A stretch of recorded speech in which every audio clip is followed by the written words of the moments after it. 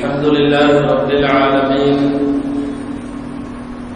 والصلاة والسلام على رسوله خاتم النبيين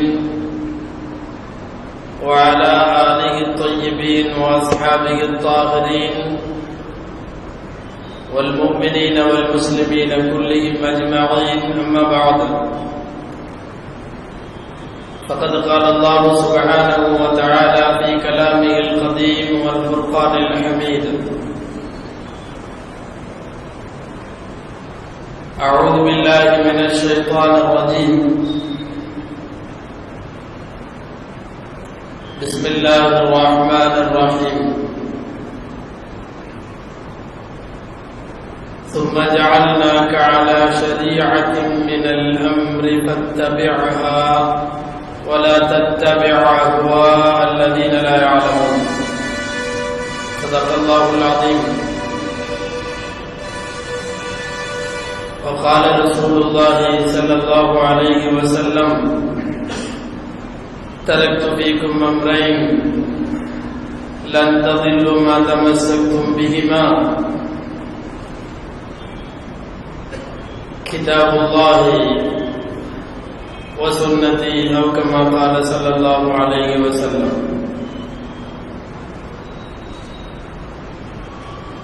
எல்லா புகழும் அல்லாஹ் ஜல்ல ஷானஹு தஆலா ஒருவனுக்கே உரித்தாகும்.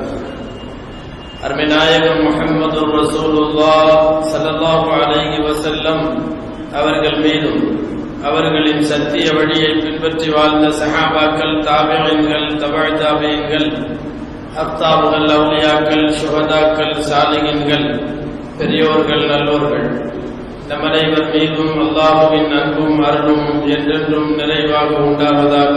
ஆமீன். அல்லாஹ்வுடைய பேரருளால் உலக அளவில் தோன்றிய சமயங்களில் ஒழுக்க நெறிமுறைகளுக்கும் கலாச்சாரம் மற்றும் நாகரீகம் ஆகியவற்றிற்கெல்லாம் மிகுந்த முக்கியத்துவத்தை தந்து அதை பேணுமாறு கட்டளையிட்டு நல்லொழுக்கத்திற்காக வேண்டி பயிற்சிகளை எல்லாம் கொடுத்து அதற்காக வேண்டி நபிமார்களை எல்லாம் அனுப்பி வைத்து குணங்களை எல்லாம் விளக்கி தரக்கூடிய ஒரு மாபெரும் புத்தகமாக இஸ்லாம் இருக்கிறது. உலகத்தில் அல்லாஹ்வும் ரசூலும் எந்த விஷயங்களை முன்னிறுத்தினார்களோ அவைகள் மாத்திரம்தான் உலகத்தின் எல்லா வழிமுறைகளை விட சிறந்த வழிமுறைகளாகும். பண்பாடு, நாகரிகம், கலாச்சாரம் என்ற பெயரில் சொல்லப்படுகின்ற உலகத்தில் பேசப்படுகின்ற அத்தனை நாகரிகங்களுக்கும் முன்னோடி நாகரிகம் இஸ்லாம் முன்வைக்கக்கூடிய இஸ்லாமிய நாகரிகம்.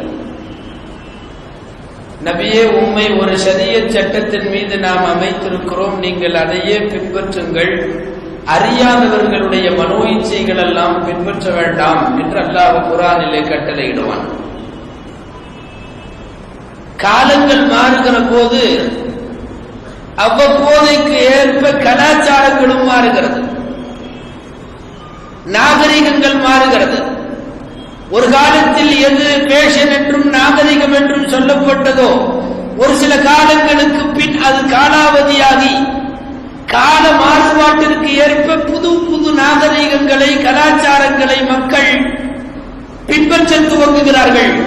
ஆனால் முஸ்லிம்களை பொறுத்தவரை உலகத்தின் இன்னும் எத்தனை நூற்றாண்டுகள் அல்லது 1000 ஆண்டுகள் உருண்டோடினாலும் ஒரு 15 நூற்றாண்டுகளுக்கு முன்னால் அருமைநாயகம் ஸல்லல்லாஹு அலைஹி வஸல்லம் கட்டமைத்து அவர்கள் முன்வைத்து தந்த நாகரிகத்தை விட சிறந்ததாக உலகத்தில் எந்த முஸ்லிமும் எந்த நாகரிகத்தையும் பார்க்க முடியாது என்பதல்ல, பார்க்க கூடாது. இஸ்லாமிய கலாச்சாரம் தான் மிகச்சிறந்த கலாச்சாரம். ஆனால் வருத்தம் என்னவென்றால், மார்க்கத்தினுடைய பெயரை தாங்கிகளாக முஸ்லிம்கள் என்று தங்களை அடையாளப்படுத்திக் கொள்ளுகிற அதே வேளையில் வேற்று மதங்களுடைய கலாச்சாரங்களை பின்பற்றுகிறோம். வருகின்ற சில சாக்கடை செய்திகள் கூட சுகந்தமான செய்திகளாக முஸ்லிம்களுக்கு தெரிய வருவது துரதிருஷ்டமானது. ஒரு முஸ்லிமுக்கு அவனுடைய மௌத்து வரையிலும் இல்லை, இந்த மண் அழியும் காலம் வரையிலையும் இஸ்லாமிய நாகரிகங்கள் மாத்திரம்தான் உயர்ந்த இடத்தில் அவைகள் இருக்க வேண்டும். குறிப்பாக இந்த உலகத்தில் தங்கள் கலாச்சாரத்தை திட்டமிட்டு எல்லா மண்ணிலும் பரப்பிய யூத கிறிஸ்தவர்களின் நாகரிகங்களும் கலாச்சாரங்களும் நமக்கு பொருந்தாது. அவர்களை குறை சொல்லவோ அவர்களின் பழக்க வழக்கங்களை விமர்சிக்கவோ நாம் வரவில்லை. இந்த மார்க்கத்தை சார்ந்த முஸ்லிம்கள் அவர்களின் செயல்பாடுகளை பின்பற்ற முடியாது, கூடாது என்பதற்காக சொல்லுகிறோம். அனஸ் ரலியல்லாஹு அன்ஹு அவர்கள் அறிவிக்கிறார்கள், கான நபியு ஹரீஸன் ஃபீ முகாலபத்தில் யஹூதி வன் நஸாரா. ரசூலுல்லாஹி ஸல்லல்லாஹு அலைஹி வஸல்லம் யூத கிறிஸ்தவ பழக்கங்களுக்கு மாறு செய்வதில் பேராசை உடையவர்களாக இருந்தார்கள். இஸ்லாமிற்கென்ற தனித்துவம், முஸ்லிம்களுக்கென்ற தனி அடையாளம், அவர்களுக்கென்று இருக்கிற பழக்கம், அவர்களுடைய தலைப்பாகையாகினும் தொப்பியாகினும், அவர்களுடைய தாடியாகினும், அவர்களுடைய சுன்னத்தான கோலமாகினும், அவர்களின் வழிபாட்டு முறைகளானாலும் எந்த இடத்திலும் தனித்துவத்தை விட்டுக் கொடுக்க அருமைநாயகம் ஸல்லல்லாஹு அலைஹி வஸல்லம் தயாராக இல்லை. அந்த தனித்துவத்தை நிலைநாட்டும் போக்கில் தான் ரசூலுல்லாஹி ஸல்லல்லாஹு அலைஹி வஸல்லம் அவர்கள் யூத கிறிஸ்தவ பழக்கங்களில் ஏராளமான நடைமுறைகளுக்கு மாற்றம் செய்தார்கள், செய்ய வேண்டும் என்று சொன்னார்கள். ஒரு கட்டத்தில் இப்படி கூட சொல்லலாம், கிறிஸ்தவ முகாம்களில், யூத முகாம்களில், மதீனாவிலே அவர்கள் போடுகிற கூட்டங்களில் எல்லாம் பேசப்பட்ட பிரபலமான செய்தி என்ன தெரியுமா? மா யுரீது ஹாதர் ரஜுல் அன் யதஅ மின் அம்ரினா ஷையன் இல்லா ஹாலஃபனா ஃபீஹி. அவர்கள் பேசிய வாசகம், இந்த மனிதர் முகம்மது நாம் என்ன கொண்டு வந்தாலும் அதற்கு மாற்றமாக செய்ய வேண்டும் என்று நினைக்கிறார். கிபிலா மாற்றப்பட்ட நேரத்தில் பைத்துல் முகத்தஸை பார்த்து தொழுது கொண்டிருந்த முஸ்லிம்கள் இனி கஅபத்துல்லாவை பார்த்து தொழுகுவார்கள் என்கிற குர்ஆனின் அறிவிப்பை தொடர்ந்து கிபிலா மாற்றப்பட்ட நேரத்தில் அதை விமர்சிப்பதற்கு கூடிய கூட்டம் இப்படி விமர்சித்தது, கிபிலா மட்டுமல்ல, நம்முடைய ஒவ்வொரு பழக்க வழக்கத்திலேயும் இந்த மனிதர் முகம்மது மாறுபடுகிறார் என்கிற செய்தி அவர்களின் முகாமிலேயே அலசப்படுகிறது என்றால், அவர்களுக்கென்று இருக்கிற பழக்கங்களும் பண்பாடுகளும், அவர்களுக்கென்று இருக்கின்ற சில முறைகளும் நடைமுறைகளும் இஸ்லாமியர்களுக்கோ இஸ்லாமிய மார்க்கத்திற்கோ ஒவ்வாதது, ஒத்து வராதது. இஸ்லாமின் தனித்துவத்தை முதலில் முஸ்லிம்கள் பேணத் தவறுகிற போது, பிற கலாச்சாரங்களை பின்பற்ற துவங்குகிற போது இஸ்லாத்தினுடைய தனித்துவ பெருமையை எப்படி நிலைநாட்ட முடியும்? அருமைநாயகம் ஸல்லல்லாஹு அலைஹி வஸல்லத்தினுடைய வஃபாத்திற்கு பிறகு உலகம் முழுக்க பரவி பிரிந்து சென்ற சஹாபாக்கள் வரலாற்றில் எங்காவது சொல்லுங்கள், போன இடத்தின் கலாச்சாரத்தை சஹாபாக்கள் தனதாக்கிக் கொண்டதில்லை ஒரு இடத்திலும். ஆனால் போகிற இடமெல்லாம் தங்களின் கலாச்சாரத்தை அவர்கள் பின்பற்றுமாறு ஆக்கினார்கள். அரபியில் 2 வார்த்தை சொல்லுவார்கள், தஅஸீர் என்றொரு வார்த்தை, தஅஸ்ஸுர் என்றொரு வார்த்தை. பிற செயல்பாடுகளால் நாம் தாக்குதலுக்கு ஆளாகுவதற்கு பெயர் தஅஸீர். சஹாபாக்கள் இந்த விஷயத்தில் எந்த பண்பாட்டு தாக்குதலுக்கும், நாகரிக தாக்குதலுக்கும், பழக்க வழக்கங்களின் படையெடுப்புகளுக்கும் கடைசி வரை இலக்காகாதவர்கள் சஹாபாக்கள். ஆனால் இவர்கள் அடுத்தவர்களிடம் தாக்கத்தை ஏற்படுத்தினார்கள். சஹாபாக்கள் போன இடமெல்லாம், தாபிஈன்கள் போன இடமெல்லாம், முஸ்லிம்கள் புகுந்த நாடெல்லாம் முஸ்லிம்களிடத்தில் இருக்கிற நல்ல பழக்கங்களை, அவர்களின் பழக்க வழக்கங்கள் பண்பாடுகளை மாற்றார்கள் எடுத்து அமல் செய்தார்களே தவிர, மாற்றார்கள் அதை எடுத்து ஒழுகினார்களே தவிர, சஹாபாக்களோ முஸ்லிம்களோ பிற கலாச்சாரத்தை ஒருபோதும் தங்களுடைய அடையாளமாக ஆக்கிக் கொண்டதில்லை. இது முஸ்லிம்களின் தனித்துவம். வரலாறு முழுக்க இதற்கு சான்றுகள் உண்டு.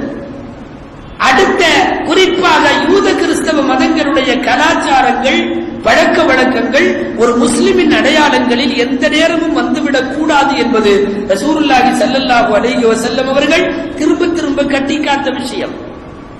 இன்றைக்கு இதோ நம்முடைய வாயிலுக்கு முன்னாலே நிற்கிறது அல்லவா ஆங்கில புத்தாண்டு. ஒரு ஹாப்பி நியூ இயரை இப்போதிருந்தே சொல்ல ஆரம்பித்திருக்கிறோம் அல்லவா? இப்போதிருந்தே நமக்கு எல்லா மீடியாக்களும் நினைவூட்டுகிறது அல்லவா? சொல்லுங்கள், ஹாப்பி நியூ இயர் சொல்லுங்கள். நாட்டிற்கு மிகப்பெரிய தலைவிதியை நிர்ணயிக்கிற வாசகம் போடல்லவா அது ஆகிவிட்டது. ஆங்கில புத்தாண்டுகளின் கொண்டாட்டம் என்பது கிட்டத்தட்ட கிறிஸ்தவ மதத்தினுடைய கொண்டாட்டம். பிரிட்டிஷினுடைய ஆதிக்கம் பரவி இருந்த அத்தனை காலனி நாடுகளிலும், அடிமைப்படுத்தி வைத்திருந்த நாடுகளிலும் தன் கலாச்சாரத்தை பிரிட்டன் எப்போதும் திணித்து வந்திருக்கிறது. ஒரு வெள்ளையன் வெளியேறியதற்கு பின்னாலும் கூட அவன் பழக்கம் இங்கிருந்து போகவில்லை. இங்க மட்டுமல்ல, பிரிட்டிஷால் அடிமைப்பட்டிருந்த எல்லா நாடுகளிலும் அவன் பழக்கம் போகவில்லை. நம்முடைய டிரெஸ் கோடுகளிலே இருந்து, நம்முடைய பழக்க வழக்கத்திலே இருந்து, நாம் கொண்டாடுகிற விழாக்கள் பண்டிகைகளிலே இருந்து அத்தனையிலேயும் போன வெள்ளையனின் தாக்குதல் இன்றைக்கு வரையும் இருக்கிறது அல்லவா? முஸ்லிம்கள் அப்படி என்ன, வருவோர் போவோரெல்லாம் எதையாவது பழக்கப்படுத்தி விட்டால் அதை வாங்கிக் கொள்ளுகிற சமுதாயமா நாம்? அண்ணல் நபி ஸல்லல்லாஹு அலைஹி வஸல்லம் அவர்களும் சஹாபாக்களும் இது போன்று ஆங்காங்கே வந்து செல்லுகிற எந்த பழக்கத்தையும் ஏற்றுக்கொண்டது கிடையாது. அவர்களுக்கென்றுள்ள தனித்துவத்தை நிலைநாட்டுவதற்கு போராடினார்கள். இன்றைக்கு புத்தாண்டு என்பது ஒரு பண்டிகையை போல மாறுவதும், அன்றைக்கு இரவு விழிப்பதும், பட்டாசு வெடிப்பதும், அன்றைக்கு குடித்துவிட்டு கூத்தாடுவதும், விபச்சாரம் உள்ளிட்ட செயல்கள் சர்வசாதாரணமாக்கப்படுவதும், காலப்போக்கில் ஒவ்வொரு ஆண்டுக்கு ஆண்டு இவைகள் மிகப்பெரிய பண்டிகைகளை போல பெரிதுபடுத்தப்படுவதையும் பிரபலப்படுத்தப்படுவதையும் நாம் உற்று நோக்க வேண்டும்.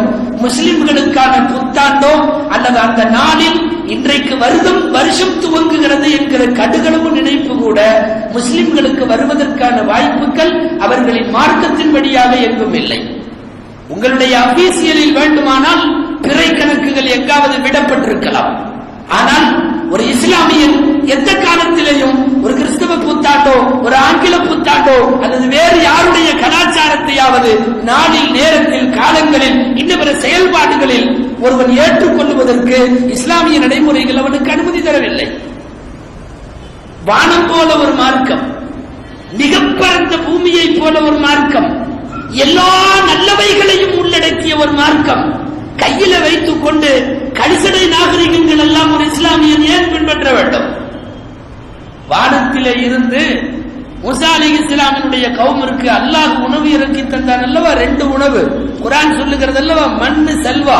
அந்த மண்ணு சல்வா என்று வானத்து உணவுகள் வந்த போது அதனுடைய மதிப்பறியாத அந்த மக்கள் வானத்து உணவு வேண்டாம், கீரை வேண்டும், காய் வேண்டும், வெங்காயம் வேண்டும் என்றெல்லாம் கேட்ட போது அல்லாஹ் அவர்களை பார்த்து ஒரு வார்த்தை சொல்லுவான். அந்த வார்த்தை நமக்கும் பொருந்தும். அத்தஸ்தப்திலூன பில்லதி ஹுவ அத்னா பில்லதி ஹுவ கைர். ஒரு மாபெரும் நல்ல விஷயம் ஒன்றை நான் கொடுத்திருக்க அதை விட்டு நீங்கள் அற்பத்தையா தேடுகிறீர்கள் என்று அல்லாஹ் அவர்களை பார்த்து கேட்ட கேள்வி இஸ்லாமிய கலாச்சாரத்தை துளைத்துவிட்டு ஹாப்பி நியூ இயர் சொல்லிக் கொண்டு சுற்றுகிற நமக்கும் பொருந்தும் அல்லவா? ஒரு மிகச்சிறந்த நடைமுறையை நான் கொடுத்திருக்க கலிசடையான சில போக்குகளையும் நாகரிகங்களையும் அவைகளையெல்லாம் கலாச்சாரம் என்ற பெயரில் பின்பற்றுகிறீர்களே, இது நியாயமா என்ற குர்ஆனுக்குள் அந்த வார்த்தை தொக்கி நிற்கிறது. வெறுமனே ஒரு பனு இஸ்ராயேல் கூட்டத்திற்கு கேட்கப்பட்ட வசனம் அல்லாது இஸ்லாமிய நடைமுறைகளை துறந்து அல்லாஹ் ரசூல் வழங்கியதை விட்டுவிட்டு மாற்றார் பழக்கத்தை தனதாக்கிக் கொள்ள முனைகின்ற அத்தனை மனப்பான்மையினருக்கும் சேர்த்து கேட்கிற கேள்வி அது.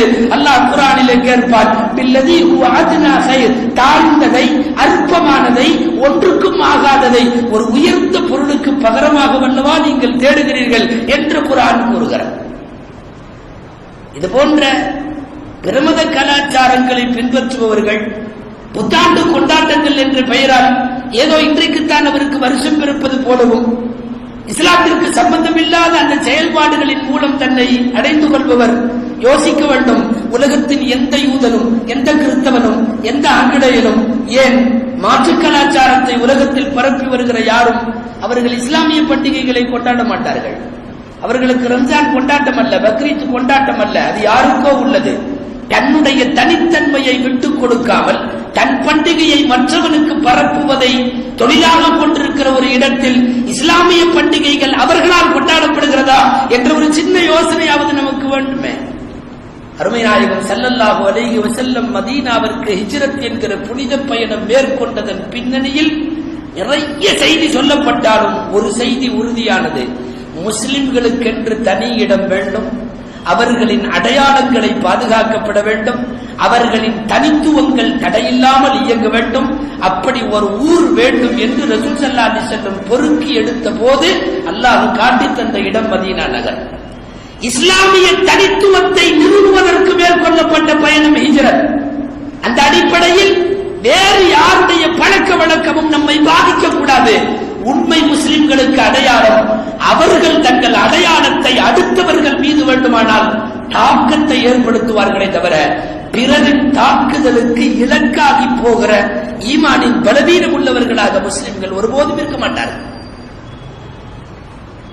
அர்த்தமற்ற புத்தாண்டு கொண்டாட்டங்கள் காலந்தோறும் அது இன்னமும் நவீனப்படுத்தப்பட்டு ஆட்டங்களும் பாட்டங்களும் கொண்டாட்டங்களும் விரிவுபடுத்தப்படக்கூடிய சூழ்நிலையில் கலாச்சார சீரழிவைத்தான் ஒவ்வொரு வருஷமும் பார்த்துக் கொண்டிருக்கிறோம். நீங்கள் சொல்லுகிறபடியே புத்தாண்டு அன்னைக்கு நல்லா இருந்தா வருஷம் பூரா நல்லா இருக்கலாம், புத்தாண்டு அன்னைக்கு காசு கிடைச்சா வருஷம் பூரா காசு கிடைக்கும், புத்தாண்டு அன்னைக்கு இப்படி இருந்தா வருஷம் பூரா அப்படித்தான் என்ற விவாதமே முதலில் இஸ்லாமிய கான்செப்டிலே வராது. அந்த கருத்தே முதலில் தப்பு. இஸ்லாமிய புத்தாண்டாக இருந்தாலும் சரி, முதல் நாள் சரியா இருந்தா கடைசி வரையும் சரியா இருக்குங்கிற கருத்து இஸ்லாமிய ஏற்புடைய கருத்து அல்ல. ஒருவேளை அப்படி வைத்துக் கொள்வோம், முதல் நாள் நல்லா இருந்தா வருஷம் பூரா நல்லா இருக்கும்னா முதல் நாள் பூரா நாடு பூரா குடிச்சிட்டு ஆடினா அந்த வருஷம் விளங்குமா? முதல் நாள் பூரா விபச்சாரம் கட்டவிழ்த்து விடப்பட்டால் அந்த வருஷம் விளங்குமா? முதல் நாள் முழுக்க இரவு 12 மணிக்கு தெருவிட போக முடியவில்லை என்கிற அளவுக்கு பொதுமக்களுக்கு இடையூறு செய்வதென்றால் அந்த வருஷம் விளங்குமா? முதல் நாளை போலத்தான் எல்லா நாட்களும் என்கிற இந்த கான்செப்டின் படி வைத்து பார்த்தாலும் கூட இந்த அர்த்தமற்ற கொண்டாட்டங்கள் எந்த வகையில சேரும்? நாம் யோசிக்க வேண்டும். இஸ்லாமினுடைய அமைதியான ஆர்ப்பாட்டம் இல்லாத பண்டிகைகளில் இது போன்ற ரணகலங்களுக்கெல்லாம் வேலை இல்லை, இது போன்ற அர்த்தமற்ற பண்டிகைகளுக்கும் கோஷங்களுக்கும் வேலை இல்லை. சரி, அப்படியாவது ஏதாவது புத்தாண்டு என்ற பெயரில் இன்னமாவது செய்கிறார்களான்னு யோசிச்சா இஸ்லாமிய பண்டிகைகள் இருக்கு இல்லையா? அதிகாலை தொட வேண்டும், தூய்மையாக குளிக்க வேண்டும், நல்ல ஆடை உடுத்த வேண்டும், ஏழைகளுக்கு தர வேண்டும், அவர்கள் வயிறு நிரம்ப வேண்டும், அதற்கு பிறகு பெருநாள் தொட வேண்டும், சகோதரர்களை முசாபகா செய்ய வேண்டும், கட்டி தழுவ வேண்டும், உறவினர்களை சந்திக்க வேண்டும். அழகாக மனித குண நலன்களின் அணிவகுப்புகளை கொண்டிருக்கிற நம்முடைய பெருநாட்களை பார்த்துவிட்டு மறுபக்கம் கொஞ்சம் திரும்பி இவர்கள் ஏதாவது புத்தாண்டு என்ற பெயரால் என்ன செய்கிறார்கள் என்று பார்த்தால், காலையில எந்திரிச்ச உடனே போடுற டிவி, அதுல சாயந்தரம் வரை நிகழ்ச்சி ஓடும். நாட்டிலே ஆக பெரிய அந்தஸ்துல இருக்கிற சினிமா நடிகர் நடிகைகள் அவங்க எப்படி மேல வந்தாங்கன்னு பேட்டி கொடுப்பாங்க. நாட்டுக்கு ரொம்ப தேவையான செய்தி. பொறுப்பிற்கு வந்தவர்ல ஆக ஒரு படத்திலேயோ அல்லது சினிமா துறையிலேயோ கரை கண்டுவிட்ட 4 படங்களில் நடித்து புகழ் வாங்கிவிட்டவர்கள் பேட்டி கொடுப்பார்கள், எப்படி இந்த துறையில முன்னேறினார்கள். அதை உட்கார்ந்து உட்கார்ந்து உட்கார்ந்து விளக்கத்தை விட்டு கண்ணிலே சாயந்தரம் வரை பார்த்து விட்டு அதற்கு பிறகு ஏதாவது சினிமாவுக்கு போய்விட்டு அதற்கு பிறகு பீச்சுக்கு போய்விட்டு இரவு 12 மணிக்கு பட்டாசோடு காத்திருந்து கூடவே அரசு மதுக்கடைகளில் போய் நன்றாக ஊற்றிவிட்டு பார்களில் டான்ஸ் ஆடிவிட்டு நள்ளிரவு வரை அந்த புத்தாண்டை வரவேற்கிறார்கள். இப்படி பிறக்கிற புத்தாண்டு வருஷம் முழுவதும் நாசமா போக என்பதை தவிர வேற என்ன சொல்ல முடியும்? முழுக்க முழுக்க அர்த்தமற்ற ஆட்டங்கள் தானே.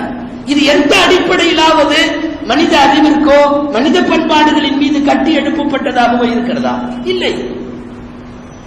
இஸ்லாமிய மார்க்கத்தினுடைய பண்டிகைகளை தவிர உலகத்தில் நீங்கள் எங்கு தேடி பார்த்தாலும் அழகான பண்பாடுகளை சுமந்த பண்டிகைகள் என்று நீங்கள் எதையும் சொல்ல முடியாது, எதையும் சொல்ல முடியாது. அவ்வளவு அழகிய மார்க்கத்தை கையில வைத்துக் கொண்டு போவர் வருவோரை எல்லாம் ஹாப்பி நியூ இயர் என்று சொல்லிக் கொண்டு சுற்றுகிறோம் என்றால் சார்ந்திருக்கிற இஸ்லாமிற்கும் கொண்டிருக்கிற ஈமானுக்கும் என்ன அர்த்தம்? நாம் என்ன பிறரால் தாக்குதலுக்கு உள்ளாகக்கூடிய அளவுக்கு, பிறர் நம்மை உள்ளத்தை மாற்றக்கூடிய அளவுக்கு பலவீனமானவர்களா? அப்படி என்றால் அந்த ஈமான் எவ்வளவு புதுப்பிக்கப்பட வேண்டும்? முழுக்க முழுக்க மதுவும் விபச்சாரமும், மதுவும் மாதுவும், அதற்கு பிறகு ஆட்டங்களும் கொண்டாட்டங்களும். அந்த இரவினுடைய புரோகிராம் லிஸ்ட்ல மிக முக்கியமாக இந்த 2 இருக்கும், மதுவும் மாதுவும். சில நாட்களுக்கு முன்னாலேயே பெரிய பெரிய ஹோட்டல்கள் ரிசோர்ட்டுகள் எல்லாம் தொடங்கிவிடும். எங்களுடைய ஹோட்டலில் இந்த நடிகை ஆடுகிறார் என்று விளம்பரங்கள், டிக்கெட் கிடைக்காத அளவுக்கு முன்பதிவுகள். என்ன ஒரு அர்த்தமற்ற கொண்டாட்டம் இது! விபச்சாரத்திலேயும் மது குடிப்பதிலேயும் தொடங்கும் ஒரு வருஷத்தை குறித்து யோசிக்க வேண்டாமா? கடந்த வாரம் கற்பழிப்பை ஒட்டி விபச்சாரத்தின் நிறைய செய்திகள் இந்த ஜும்மா மேடையில் பேசப்பட்டது. அதே போலத்தான் மது புத்தாண்டு கொண்டாட்டத்தன்று ஜனவரி 1 மாத்திரம், அந்த முந்தைய மாலை மாத்திரம் மிகப்பெரிய அளவில் ஒரு ஸ்டேட்டை நடத்தக்கூடிய அளவுக்குள்ள மிகப்பெரிய வருவாய் டாஸ்மாக் மூலம் பெறுவதாக அரசு செய்திகள் கூறுகிறது. மிகப்பெரிய அளவில் விற்பனை. தண்ணி அடிக்காதவன் எல்லாம் அன்றைக்கு தண்ணி அடிக்கிறான். இது எந்த வகையான புத்தாண்டு? எந்த அடிப்படையில் இதை வரவேற்கிறார்கள்? நாயகம் ஸல்லல்லாஹு அலைஹி வஸல்லத்திற்கு அல்லாஹ் சொல்லுகிறான், யுஹில்லு லஹுமுத் தய்யிபாத் வ யுஹர்ரிமு அலைஹிமுல் கபாயிர். அல்லாஹ் இந்த மார்க்கம் நல்லவைகளை மாத்திரம் ஹலாலாக்கும், மானக்கேடான அத்தனையும் ஹராமாக்கும்.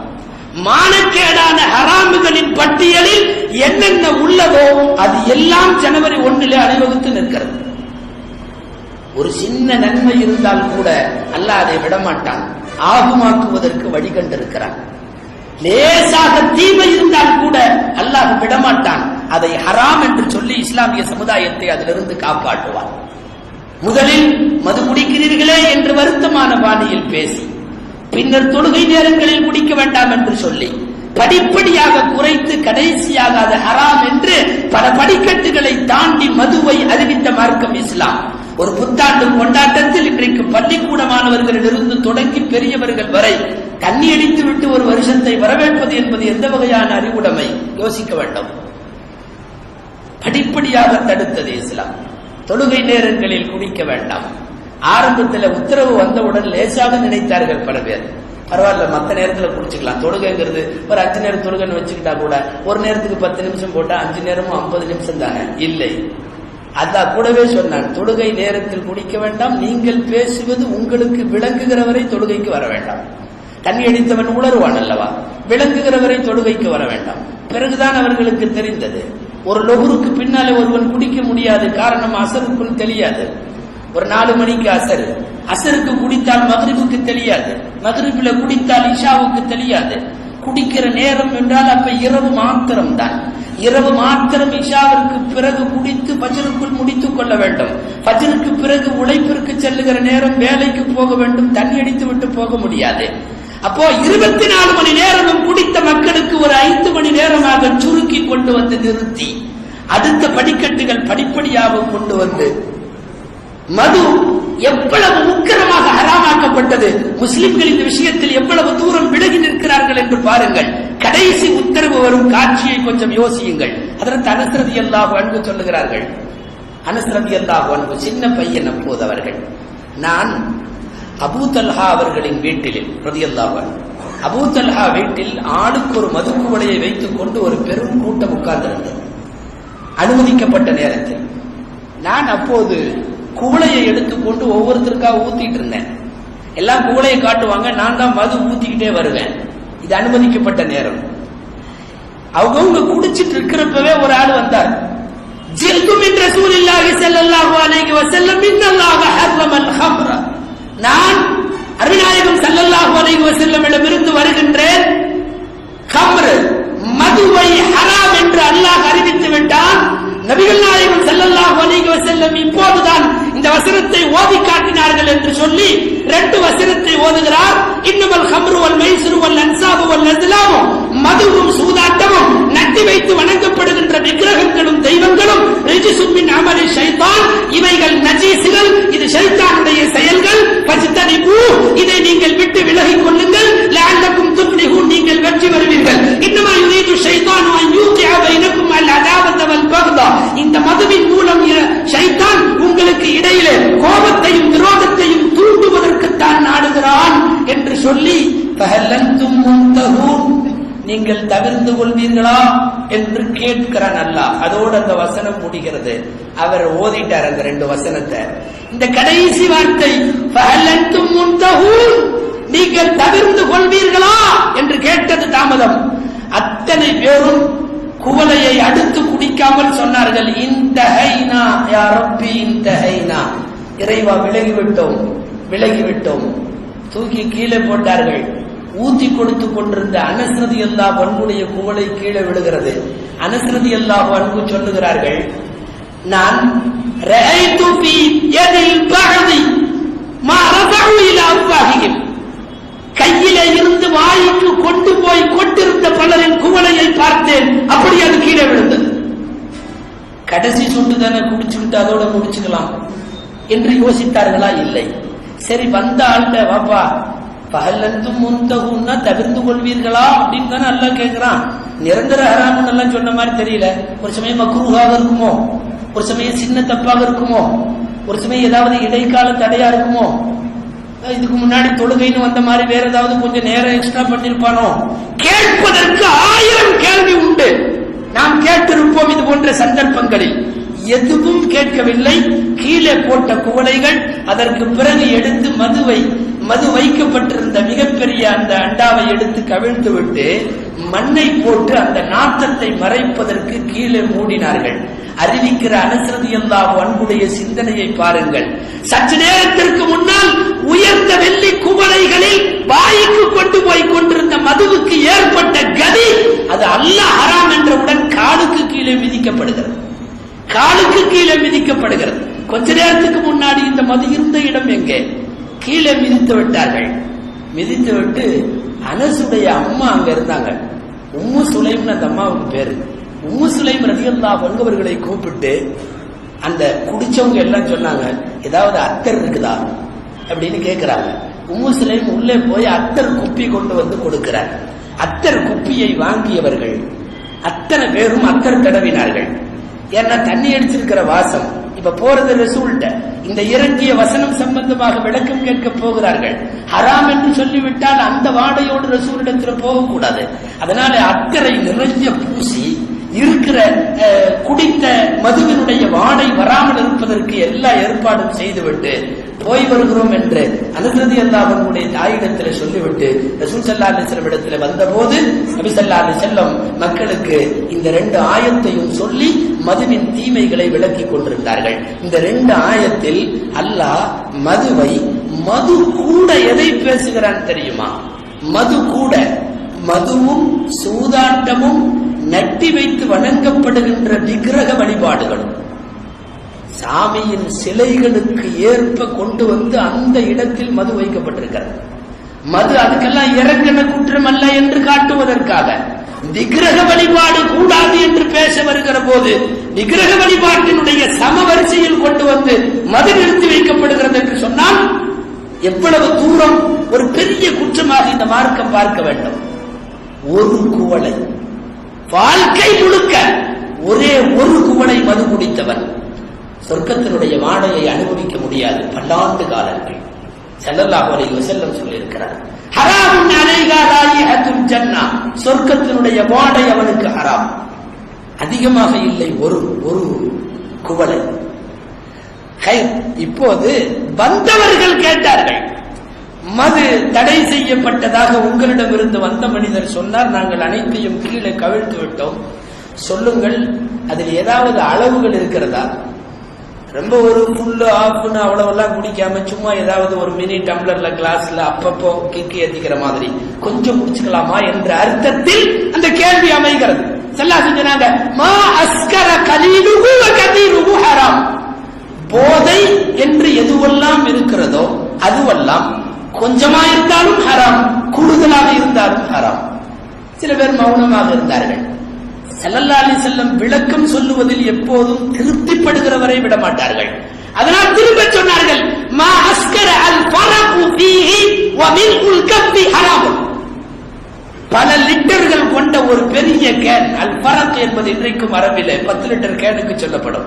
ஒரு பெரிய கேன் அளவு இருந்தாலும் வ மின்உல் கஃபி, ஒரு கைப்பிடி அளவு இருந்தாலும் போதை தரக்கூடிய பொருட்களில் இந்த கொஞ்சம் கூட ஹராம்.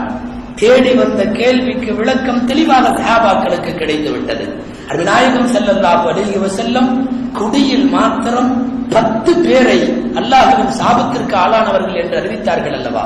குடிப்பவன், காய்ச்சுபவன், கடை வைப்பவன், தயாரிப்பவன், தயாரித்து கொடுக்க மூலாதாரணமாக இருந்தவன், அதன் அதற்கு இடம் கொடுத்தவன், யாருக்கு செய்யப்படுகிறதோ அந்த செய்யப்படுகிற நபர், சுமந்து செல்பவன், சுமந்து கொண்டு போய் யாரிடத்தில் ஒப்படைக்கப்படுகிறதோ அவன், அத்தனை பேரும் 10 பேர் ஹராமுடைய பட்டியலில். சவுதி உலமாக்களிடத்தில் பத்துவா கேட்டு இத்தாலியில் இருக்கிற ஒரு டாக்ஸி டிரைவர் பத்துவா கேட்டிருக்காரு. நான் ஒரு டாக்ஸி டிரைவர், சூப்பர் மார்க்கெட்ல இருந்து வரக்கூடிய தம்பதிகளை என் வண்டியில ஏத்திட்டு போறேன். அவங்க சூப்பர் மார்க்கெட்ல இருந்து லக்கேஜ் ஒரு பெரிய 2 மூட்டை அளவுக்கு ஏத்திட்டு என் டாக்ஸில ஏறுறாங்க. அந்த மூட்டையில இருக்கக்கூடிய ஒரே ஒரு பாட்டில் மது. நான் இந்த மதுவை எடுத்து உள்ள இருக்கிறனால நான் கொண்டு போய் அவங்கள டிராப் பண்ணலாமல்ல, ஒன்னும் தப்பில்லை இல்லை, ஏன்னா என் பொழப்பு, நான் டிரைவர் என்று சொல்லி கேட்ட பத்துவாவுக்கு சவுதியினுடைய பத்துவா கொடுக்கக்கூடிய குழு தந்திருக்கிற பத்துவா இந்த ஹதீஸை காட்டி, யாருக்கு சுமந்து செல்லப்படுகிறதோ சுமப்பவரும் சுமக்கப்பட்டவரும் 2 பேரும் அல்லாஹ்வின் பத்துவாவிற்குரியவர்கள் என்பதால் நீ டாக்ஸில எடுத்துட்டு போகக்கூடாது, மற்ற சரக்குகளையும் சேர்த்து விட்டு போய் என்பது பத்துவா என்றால், மதுவில இருந்து வெகு தூரம் விலகி நிற்க சொல்லுகிற மார்க்கம். ஹாப்பி நியூ இயர்னு சொல்லிட்டு நைட்டு பூரா தண்ணி அடிச்சுட்டு சுத்துறது என்று சொன்னால் இது எந்த வகையான புத்தாண்டு கொண்டாட்டம்? மதுவிற்கும் விபச்சாரத்திற்கும் அனுமதி தருவதுதான் ஒரு புத்தாண்டு தினம் என்றால் அந்த தினம் நாசமாகட்டும். எந்த அடிப்படையிலேயும் அது ஒரு புதிய புத்தாண்டுக்காக மகிழ்ச்சியை சொல்லக்கூடிய நாளாக ஏற்க முடியாது. இந்த தேசத்தின் கொடுமை, 1 கோடி பேர் மதுவுக்கு அடிமைகள், 49 லட்சம் பேர் அதுல 25 வயசுக்கு கீழே இருக்கிறான். மது குடிப்பவர்களில் இந்தியாவின் முதன்மை மாநிலம் தமிழகம். சாலை விபத்துகளிலும் இந்தியாவினுடைய முதன்மை மாநிலம் தமிழகம். சாலை விபத்துகளில் 90% மதுவுக்கு பின்னாலே ஏற்படுகிறது. 90%. 6690 கடைகள், டாஸ்மாக்குகள் அரசு சார்பில் ஏற்கப்பட்டு நடத்தப்படுகிறது குடிப்பதற்காக. குடித்து குடித்து குடித்து குடிகார கணவன் செத்து போகிற போது செத்து போன பொண்டாட்டிக்கு விதவைக்கு உதவித்தொகை வழங்குகிறது அரசாங்கம். இது எதுக்கு தெரியுமா? போன தடவை அவன் டாஸ்மாக்ல சாகருக்கு முன்னாடி கொடுத்த காசனுடைய கப்பம் இது. அதிலிருந்து ஒரு வரியை விதவைக்கு உதவித்தொகையாக வழங்குகிறார்கள். நாம் யோசிக்கிறோம், இந்த தேசம் பள்ளிக்கூடங்கள் கல்லூரிகளை விடவும் மதுக்கடைகள் அதிகமாக இருக்கக்கூடிய ஒரு சூழ்நிலையில் நாம் வாழுகிற போது வருங்கால சந்ததிகளை மதுவில இருந்து எப்படி காப்பாற்றுவது என்று தெரியவில்லை. குறிப்பாக இது போன்ற புத்தாண்டு கொண்டாட்டங்களில் அத்தனையிலும் பார்த்தால் பின்னணியில் மதுதான் இருக்கிறது. எந்த புத்தாண்டு கொண்டாட்டமாகினும் அடுத்த மதத்தவர்களுடைய சாயலோ கலாச்சாரமோ பண்பாடோ பண்டிகையோ அங்கு இருக்குமானால் அதுல முஸ்லிமுக்கு வேலை இல்லை. ஒரு மனிதர் வந்தார், சொன்னார், யார சொல்லலாம், ஒரு ஒட்டகம் குர்பானி கொடுக்க வேண்டும், இங்கே இருந்து சற்று தொலைவில் புவானா என்று ஒரு இடம் இருக்கிறது, அந்த புவானாவில போய் நான் குர்பானி கொடுக்க நாடுகிறேன் அப்படின்னு சொன்னார். ரசூல் ஸல்லல்லாஹு அலைஹி வஸல்லம் கேட்டாங்க, அங்க போய் ஒட்டகத்தை அறுத்து கொடுக்கிறது ஒன்றும் தப்பில்ல. கேட்டார்கள், ஹல் கான ஃபீஹா ஈதும் மின் அயாதிஹிம், நீ போய் குர்பானி கொடுக்க போறேங்கறியே, அங்க ஏதாவது மாற்று சமயத்தவர்களுடைய பண்டிகை அந்த நாள்ல நடக்குதா அப்படின்னு கேட்டாங்க. அவர் இல்லைன்னு. அடுத்த கேள்வி, ஹல் கான ஃபீஹா ஸனமும் மின் அஸ்னாமிஹிம், அங்க ஏதாவது அவங்க வழிபடக்கூடிய விக்கிரகம் சிலைகள் ஏதாவது நீ அறுக்கிற இடத்துல இருக்குதா என்று கேட்டார்கள். இல்லைன்னு பதில் சொன்னார். கால ஊஃபி பினத்ரிக், அப்படின்னா நீ உன்னுடைய நேர்ச்சையை அங்கே போய் நிறைவேற்றிக் கொள்ளலாம், உன்னுடைய குர்பானி அங்கே கொடுத்துக் கொள்ளலாம். பிற மதத்தவர்களின் பண்டிகைகள் இருக்கிற இடத்தில் அல்லாஹ்வுக்காக கூட அந்த நாளில் குர்பானி கொடுக்காதே என்று பேசப்படுகிறது என்று சொன்னால், பிற மதத்தினுடைய சமயங்களினுடைய அதுவும் சீரழிந்து போன நல்ல பண்டிகை கூட அல்ல, அர்த்தமுள்ள பண்டிகைகளாக இருந்தால் கூட ஏதாவது யோசிக்கலாம், 4 பேருக்கு சோறு கொடுப்பதில் என்ன தவறு என்றெல்லாம் கூட யோசிக்கலாம். இங்கே அதுவெல்லாம் இல்லை. ஆட்டம் பாட்டம் கொண்டாட்டம் மது மாது முழுக்க முழுக்க டிவியிலே சீரழிந்தவர்களுடைய பேட்டிகள் அத்தனையும் சேர்ந்து ஒரு புது நாளை கட்டமைக்கிறது என்று சொன்னார். வெகு தூரம் முஸ்லிம்கள் விலகிக் கொள்ள கடமைப்பட்டிருக்கிறார்கள். அல்லாஹ் ஜல்ல ஷானஹு தஆலா நாம் சார்ந்திருக்கிற மார்க்கத்தினுடைய பெருமையை உணர்பவர்களாகவும், அதே சமயத்தில் எந்த ஒரு காலத்திலையும் வளர்ந்து வரக்கூடிய காலங்களில் கலாச்சார மாறுபாடுகளுக்கு ஆளாகாத இஸ்லாமிய நாகரிகத்தையும் கோலத்தையும் மாத்திரமே பெரிதாக கொண்டிருக்கிற நல்ல ஈமான் கொண்ட மக்களாக அல்லாஹ் நம் அனைவரையும் ஆக்கி அருள்வானாக. ஆமீன். வ ஆகிரு தஅவானா அனில் ஹம்துலில்லாஹி ரப்பில் ஆலமீன்.